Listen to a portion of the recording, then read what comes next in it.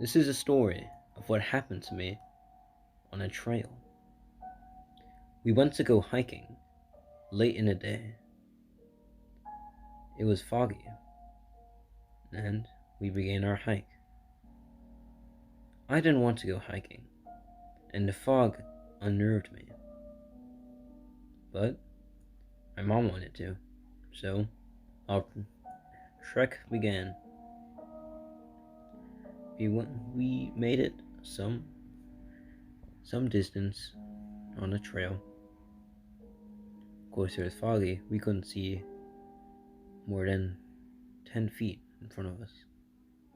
I started to lag behind. I never wanted to go hiking, and this fog unnerved me. When I was a bit behind, I felt something. A pair of hands grasped my shoulders from behind. I whipped around and only saw fog and a bit of the trail behind me.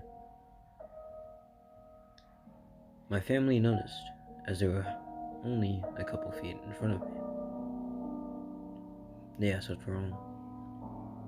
I said I felt some hands grasp my shoulders, and when I turned around, nothing was there. They didn't believe my story. They thought I was just imagining things. But I can say for certain, I did feel those hands. And we continued on our hike. Throughout the rest of the hike, I thought about the pair of hands that grasped my shoulders from behind. I couldn't shake the feeling that something or someone was following us. I looked behind several times during our trek, only to meet fog and the trail behind us.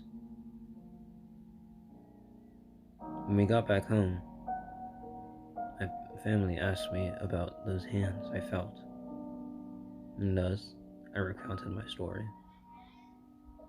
They still didn't believe me. I still think about those hands every time we go along the trail, and every time I can feel that someone or something is watching us and following us.